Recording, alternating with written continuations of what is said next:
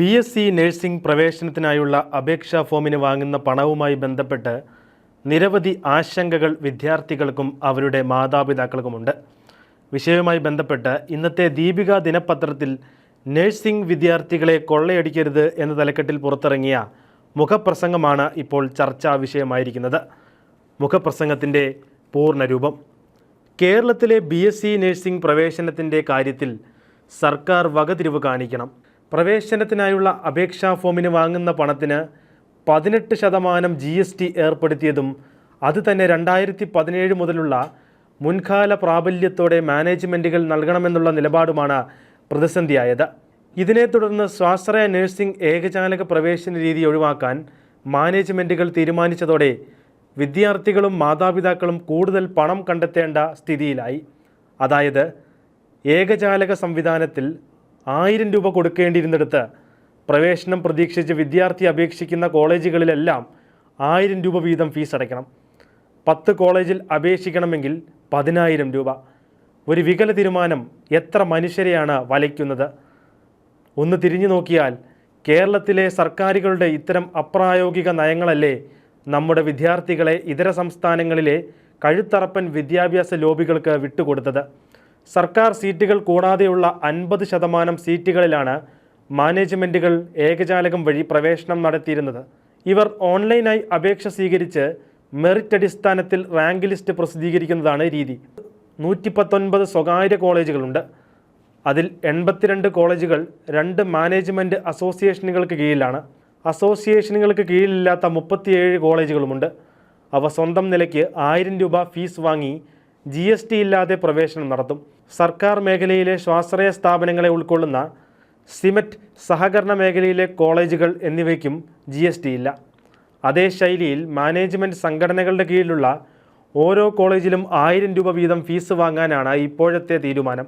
Christian management സ്ഥാപനങ്ങളുടെ സംഘടനയായ association of managements of self financing nursing colleges of Kerala, മറ്റ് മാനേജ്മെൻറ്റുകളുടെ private nursing college management association of Kerala എന്നിവയാണ് പ്രവേശനം നടത്തുന്ന മാനേജ്മെൻറ്റ് സംഘടനകൾ. ഓരോന്നിനും 1000 രൂപ വീതം 2 മാനേജ്മെൻറ്റ് അസോസിയേഷനുകളുടെ കീഴിലുള്ള 82 കോളേജുകളിലേക്കുമുള്ള അഡ്മിഷന് 2000 രൂപ മുമ്പ് കൊടുത്തിരുന്നെങ്കിൽ ഇനി 82,000 രൂപ വേണം. 15 കോളേജുകളിലേക്കാണ് ഒരു വിദ്യാർത്ഥി അപേക്ഷിക്കുന്നതെങ്കിൽ 15,000 രൂപ. എന്തുകൊണ്ടാണ് വിദ്യാർത്ഥികളുടെ ഈ ദുരിതം സർക്കാരിന് മാത്രം മനസ്സിലാകാത്തത്? കോളേജ് അടിസ്ഥാനത്തിലാണെങ്കിൽ അപേക്ഷാ ഫീസിന് GST അടയ്ക്കുകയും വേണ്ട. അപ്പോൾ പിന്നെ മാനേജ്മെൻറ്റുകൾ അതിനല്ലേ മുതിരുകയുള്ളൂ? ഏകജാലകത്തിനായുള്ള സോഫ്റ്റ്വെയറുകളും ജീവനക്കാരും ഒന്നും ആവശ്യമില്ല. കോളേജുകളിലാകുമ്പോൾ അവർക്ക് നിലവിലുള്ള സ്റ്റാഫിനെ വെച്ച് പ്രവേശന നടപടികൾ പൂർത്തിയാക്കാനാവുകയും ചെയ്യും. പക്ഷേ 2 പ്രശ്നങ്ങളുണ്ട്. ഒന്നാമത്, അപേക്ഷിക്കുന്ന ഓരോ കോളേജുമായും വിദ്യാർത്ഥി ബന്ധപ്പെടുകയും നടപടിക്രമങ്ങൾക്ക് സമയം കണ്ടെത്തുകയും വേണം.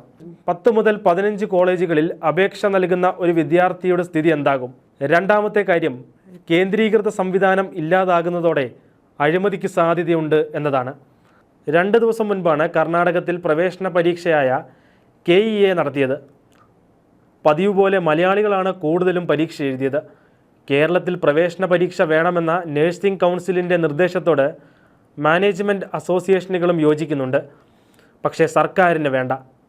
അങ്ങനെ നടത്തിയാൽ സ്വന്തം നിലയ്ക്ക് പ്രവേശനം നടത്തുന്ന ചില സ്വകാര്യ കോളേജുകൾക്ക് വിദ്യാർത്ഥികളെ കൊള്ളയടിക്കാനാവില്ല.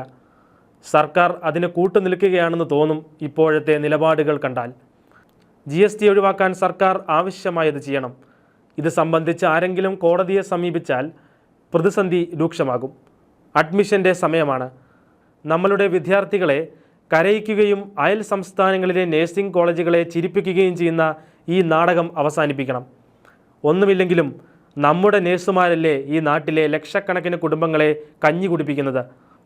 വിദേശങ്ങളിൽ നിന്ന് അവരയക്കുന്ന പണമല്ലേ നമ്മുടെ സമൃദ്ധിക്ക് പിന്നിൽ. നഴ്സിംഗ് മേഖലയിലെ ആഗോള തൊഴിലവസരങ്ങൾ പോലെ കേരളത്തിൻ്റെ ഭാവിയെ സുസ്ഥിരമാക്കുന്നതൊന്നും നമുക്ക് മുന്നിൽ തൽക്കാലമില്ല.